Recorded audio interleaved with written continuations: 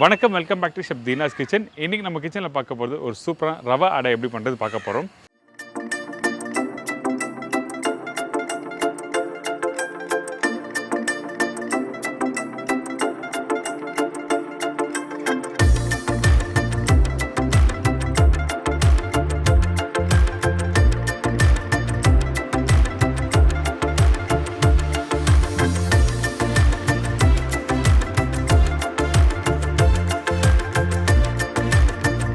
இதோட கார சட்னி எப்படி பண்ணுறது பார்க்க போகிறோம். ரெகுலர் பண்ணுற கார சட்னி உளுத்தம்பருப்பு, கடலைப்பருப்பு, புளி இதெல்லாம் போட்டு வதக்கிட்டு அதுக்கப்புறம் அரைப்போம். ஆனால் இந்த செட்டிநாடு கார சட்னி சொல்லும் போது இந்த கடலைப்பருப்பு, உளுத்தம்பருப்பு, சில பேர் உடச்சிகள்லாம் போடுவாங்க. இதெல்லாம் எதுவுமே போடாமல் வெங்காயம், தக்காளி, இஞ்சி, பூண்டு, காஞ்ச மிளகாய் இதை மட்டுமே வச்சு அரைச்சி அதுக்கப்புறம் சாப்பிட்டு பாருங்கள், அந்தளவுக்கு பிரமாதமாக இருக்கும். இந்த ப்ரிப்பரேஷனை நம்ம பார்க்க போகிறோம். அதுக்கு முன்னாடி தேவையான பொருட்கள் பார்த்தலாமா? ரவை 1 கப்பு, கோதுமை 1 கப்பு, பெரிய சைஸ் வெங்காயம் 2 நம்பர், இஞ்சி 1 டேபிள் ஸ்பூன், பச்சை மிளகாய் 3 நம்பர், பெருங்காயம் 1/2 டீஸ்பூன், மஞ்சத்தூள் 1/4 டீஸ்பூன், கருவேப்பிலை தேவையான அளவு, கொத்தமல்லி தேவையான அளவு, தயிர் 200 ml, உப்பு தேவைக்கேற்ற, நெல்லெண்ணெய் குக் பண்ணுறதுக்கு தேவையான அளவு, நெய் குக் பண்ணுறதுக்கு தேவையான அளவு. இதாங்க இந்த ப்ரிப்பரேஷன் தேவையான பொருட்கள்.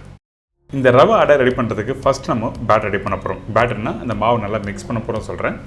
ஃபஸ்ட் நம்ம என்ன பண்ணுறோம், ரவை இந்த பவுலில் போட்டிருக்கேன். இதுக்கு பிறகு கோதுமை. ரவையும் கோதுமையும் ரெண்டுமே ஒரே அளவாக இருக்கணும். ஏன் கேட்டேன்னா ரவை கொஞ்சம் உதிரியாக இருக்கும், கோதுமை கொஞ்சம் பைண்டிங் கொடுக்கும். அதனால தான் ரவையும் கோதுமையும் ரெண்டுமே ஒரே அளவாக இருக்கணும்னு சொல்கிறேன். இதுக்கு பிறகு பொடிசாக கட் பண்ணி வச்சுருக்க பச்சை மிளகாய். பச்சை மிளகாய் காரத்துக்கு ஏற்ற மாதிரி நீங்கள் போடலாம். நான் 3 சொல்லியிருக்கேன், வேணும்னா கொஞ்சம் நீங்கள் அதிகமாக போட்டுக்கலாம். இதுக்கு பிறகு பொடிசாக கட் பண்ணி வச்சுருக்க இஞ்சி, அதுக்கப்புறம் வெங்காயம். வெங்காயம் நான் சொன்ன குவான்டிட்டியோட அதிகமாக போடலாமா கேட்டேன்னா கண்டிப்பாக போடலாம், ரஃபாகவும் கட் பண்ணி போடலாம். சாப்பிடும்போது அந்த வெங்காயம் கொஞ்சம் லைட்டாக க்ரன்ச்சியாக இருந்தால் நல்லாயிருக்கும், அதனால கொஞ்சம் எக்ஸ்ட்ரா போட்டுக்கலாம். இதுக்கப்புறம் மஞ்சத்தூள், பெருங்காயம், உப்பு. இதுக்கு பிறகு தயிர். தயிர் எதுக்காக யூஸ் பண்ணால் அந்த புளிப்பு தன்மை கொஞ்சம் வேணும், அதனால தான் தயிர் இதில் யூஸ் பண்ணியிருக்கேன். சில பேர் என்ன பண்ணால் தயிர் பிடிக்காது, வெறும் ரவையும் கோதுமையும் அதுக்கப்புறம் அந்த வெங்காயம், பச்சை மிளகாய், இஞ்சி இதெல்லாம் போட்டு நல்லா மிக்ஸ் பண்ணி அப்படியே தட்டி போடுவாங்க. எனக்கு கேட்டிங்கன்னா தயிர் இருந்தால் தான் சாப்பிட்றது நல்லாயிருக்கும். அப்படின்னா வெறும் ரவை உப்புமா சாப்பிடுவீங்களா அந்த மாதிரி கான்செப்டில் தான் இருக்கும் அந்த டேஸ்ட்டு. அதனால தான் நான் என்ன பண்ணுறேன், இல்லை தயிர் ஆட் பண்ணியிருக்கேன். இதுக்கு பிறகு இந்த பச்சை கருவேப்பிலை, கொத்தமல்லி இதில் போட்டிருக்கேன். நீங்கள் வேணால் கொஞ்சம் சில்லி ஃப்ளேக்ஸ் போடலாம், அதுக்கப்புறம் வேணால் வெஜிடபிள்ஸ் டாப்பிங்ஸும் இதில் போட்டுக்கலாம். இப்போ நம்ம என்ன பண்ணுறோம், தேவையான தண்ணி ஊற்றி நல்லா மிக்ஸ் பண்ணுறோம். இந்த தண்ணியோட அளவு எப்படி இருக்குன்னு கேட்டிங்கன்னா, நீங்கள் நார்மலாக வீட்டில் அடை பண்ணுவீங்களே, அதாவது பருப்பு அடை பண்ணுவீங்களே, அந்த பருப்பு அளவுக்கு எந்த அளவுக்கு தண்ணி ஊற்றினா நல்லாயிருக்குமோ அதே குவான்டிட்டி அளவுக்கு இந்த ரவை அடையில் நீங்கள் தண்ணி ஊற்றிக்கலாம்.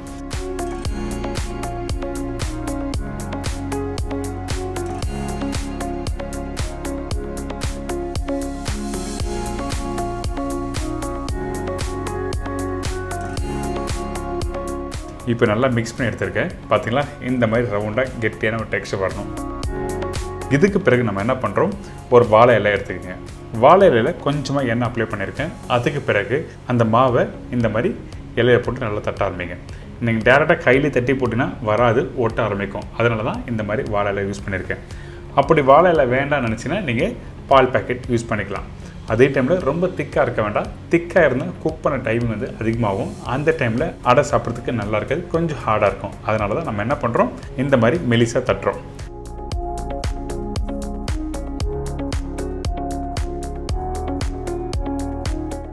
நான் திருப்பியும் தட்டி காமிக்கிறேன். ஃபஸ்ட்டு இலையில் எண்ணெய் அப்ளை பண்ணியிருக்கேன்.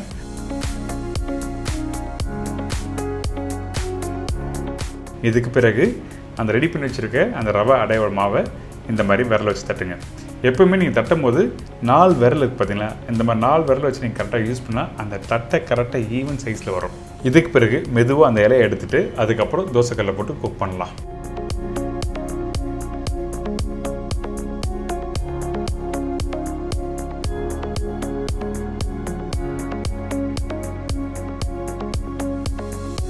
பார்த்தீங்களா, இந்த மாதிரி மெலிசாக இருக்கணும். இதுக்கப்புறம் இந்த தோசைகள் சூடாக இருக்குது. இந்த கல்லில் நல்லெண்ணெய் யூஸ் பண்ணலாம், அப்படின்னா கடலெண்ணெய், அப்படியும் இல்லைன்னா நெய் யூஸ் பண்ணிக்கலாம், அது உங்களோட விருப்பம். ஃபஸ்ட்டு நான் நல்லெண்ணெய் ஊற்றி குக் பண்ணுறேன், அதுக்கப்புறம் நெய்யை யூஸ் பண்ணியிருக்கேன். ஃபஸ்ட்டு நம்ம என்ன பண்ணுறோம், இந்த கல் கரெக்டான சூடாக இருக்கணும். நல்லெண்ணெய் கொஞ்சம் ஊற்றின பிறகு ரெடி பண்ணி வச்சுருக்க இந்த அடையை இதில் போட்டு நல்லா குக் பண்ணுறோம். குக் பண்ணும்போது திருப்பி போடுறோம் பார்த்தீங்கன்னா, அந்த டைமில் கரெக்டாக ஒரு 50% அளவுக்கு வெந்திருக்கணும். அதுக்கு பிறகு கரண்டி வச்சு லைட்டாக ப்ரெஸ் பண்ணுங்கள். அப்போ தான் உங்களுக்கு வந்து இன்னொரு பகுதி நல்லா வெந்து வரும். இந்த மாதிரி 2 சைட்லையும் திருப்பி போட்டு நீங்கள் குக் பண்ணினா ஒரு சூப்பராக அடை ரெடி.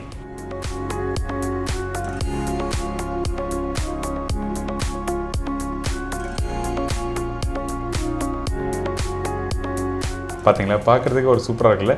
இந்த ப்ரிப்பரேஷன் நீங்கள் தொட்டு சாப்பிட்றதுக்கு கார சட்னி எடுத்துக்கலாம், அப்படின்னா தயிர் எடுத்துக்கலாம், அப்படி இல்லை அவியல், குருமா, இந்த மாதிரி கறி எடுத்துக்கலாம். நான் இன்னொரு அடையும் குக் பண்ணி காமிக்கிறேன். குக் பண்ணும்போது கவனிக்க வேண்டிய விஷயம் என்ன கேட்டிங்கன்னா, அந்த தோசைக்கல் வந்து சூடாக இருக்கணும். சூடு இல்லாமல் போட்டிங்கன்னா என்ன கேட்டிங்கன்னா அந்த அடை கொஞ்சம் லைட்டாக ஹார்ட் ஆகிடும். கொஞ்சம் ஹார்ட் ஆகிடுச்சுன்னா சாப்பிட்றதுக்கு நல்லா இருக்காது. அதனால தான் சொல்கிறேன், கொஞ்சம் நல்லா சூடான பிறகு நம்ம என்ன பண்ணுறோம், தோசைக்கல்ல 2 சைட்லையும் போட்டு குக் பண்ணுங்கள். கொஞ்சம் நல்லா கெட்டியான பக்குவத்தில் நீங்கள் அடை போட்டிங்கன்னா அந்த டைமில் இந்த மாதிரி ஃபோர்க்கை நீங்கள் யூஸ் பண்ணலாம்.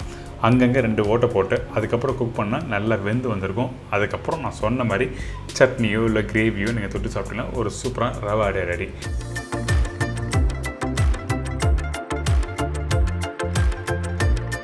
இதை தொடர்ந்து கார சட்னி எப்படி பண்ணுறது பார்க்க போகிறோம். செட்டிநாடு கார சட்னிக்கு தேவையான பொருட்கள்: பெரிய வெங்காயம் 2 நம்பர், பெரிய தக்காளி 3 நம்பர், காய்ந்த மிளகாய் 15 நம்பர், இஞ்சி சின்ன துண்டு அதாவது 25 கிராம், பூண்டு 15லிருந்து 20 நம்பர், கருவேப்பிலை தேவையான அளவு, கொத்தமல்லி தேவையான அளவு, மஞ்சத்தூள் சிறிதளவு, சில்லி பவுடர் 1/2 டீஸ்பூன், கடுகு 1/4 டீஸ்பூன், உளுத்தம்பருப்பு தாளிப்புக்கு தேவையான அளவு, உப்பு தேவைக்கேற்ற, நல்லெண்ணெய் குக் பண்ணுறதுக்கு தேவையான அளவு. இதாங்க இந்த ப்ரிப்பரேஷன் தேவையான பொருட்கள். ஃபர்ஸ்ட் நம்ம என்ன பண்ண போகிறோம்னா, இந்த மண்சட்டியில் கொஞ்சமாக நல்லெண்ணெய், அதுக்கப்புறம் இஞ்சி போட்ட பிறகு பூண்டு, காஞ்ச மிளகாய் அதிகமான குவான்டிட்டி போட்டுப்போம். ஏன்னா அந்த காரத்தன்மை இதில் தான் கொடுக்கும். அதனால் காஞ்ச மிளகாய் தேவையான அளவுக்கு.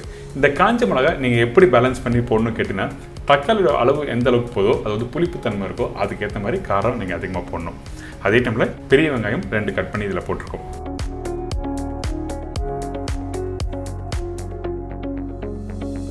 இந்த வெங்காயம் கொஞ்சம் லைட்டாக வதங்கிட்டோம், அதாவது ஒரு 40 to 50% வதங்கி வர டைமில் கட் பண்ணி வச்சுருக்க தக்காளியை போடுறோம்.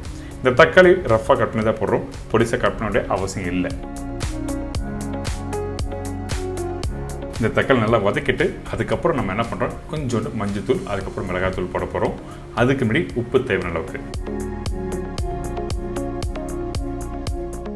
இப்போ மஞ்சத்தூளும் போட்டாச்சு. இந்த மஞ்சத்தூள் போட்ட பிறகு இந்த வெங்காயம் தக்காளியோட நல்லா மிக்ஸ் பண்ணுங்கள் 1 நிமிஷம். அதுக்கு பிறகு கொஞ்சம் கொத்தமல்லி, நல்லா தாராளமாக கொத்தமல்லி போடலாம். இந்த இடத்துல கொஞ்சம் புதினா போட்டால் நல்லாயிருக்கும். நிறைய பேர் போட மாட்டாங்க, ஆனால் எனக்கு பிடிக்கும். அதனால் வேணால் நீங்கள் ட்ரை பண்ணி பார்க்கலாம்.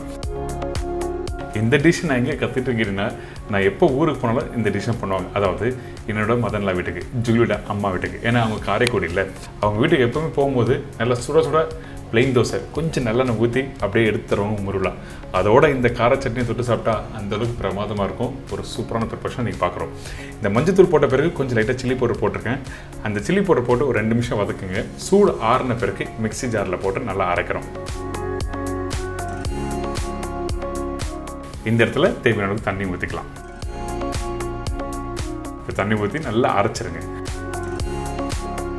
அரைச்சி முடிச்ச பிறகு திருப்பி தாளிப்பு போடுவோம். அந்த தாளிப்பு நிறைய பேர் என்ன பண்ணுவோன்னா, அந்த கடுகு அதுக்கப்புறம் அந்த உளுத்தம் பருப்புலாம் தாளித்து அப்படி மேலே கொட்டி மிக்ஸ் பண்ணுவாங்க. ஆனால் இந்த ப்ரிப்பரேஷன் பொறுத்த வரைக்கும் அந்த தாளித்த அந்த எண்ணெயிலேயே அந்த அரைச்ச சட்னியை போட்டு நல்லா மிக்ஸ் பண்ணிவிட்டு அதுக்கப்புறம் எடுத்து சர்வ் பண்ணுவாங்க. அப்படியே சாப்பிட்டேன்னு வச்சுங்க, அப்படியே மெய் மறந்து இருப்பீங்க. அந்தளவுக்கு ஒரு சூப்பரான ப்ரிப்பரேஷன் தான். இப்போ தாளிப்புக்கு கொஞ்சம் கடுகு, உளுத்தம் பருப்பு, காஞ்ச மிளகாய், அதுக்கு பிறகு பச்சை கருவேப்பிலை. நீங்கள் பெருங்காயம் வேணால் இந்த இடத்துல கொஞ்சமாக பெருங்காயம் போட்டுக்கலாம். இதுக்கு பிறகு அரைச்சி வச்சுருக்க அந்த பேஸ்ட்டை போட்டு நல்லா மிக்ஸ் பண்ணி எடுத்து சாப்பிட்டீங்கன்னா அடாடா, நான் சொன்ன மாதிரி அந்தளவுக்கு ஒரு ஃபென்டாஸ்டிக் ப்ரிப்பரேஷன். நீங்கள் ட்ரை பண்ணுங்கள், உங்களுக்கு எல்லாருக்கும் ரொம்ப பிடிக்கும். அல்டிமேட்டான ஒரு சூப்பரான ப்ரிப்பரேஷன். செட்டிநாடு கார சட்னி எப்படி பண்ணி சொல்லி கொடுத்துருக்கேன். மறக்காமல் ட்ரை பண்ணுங்கள், அதோட ஃபீட்பேக்கும் கொடுங்க.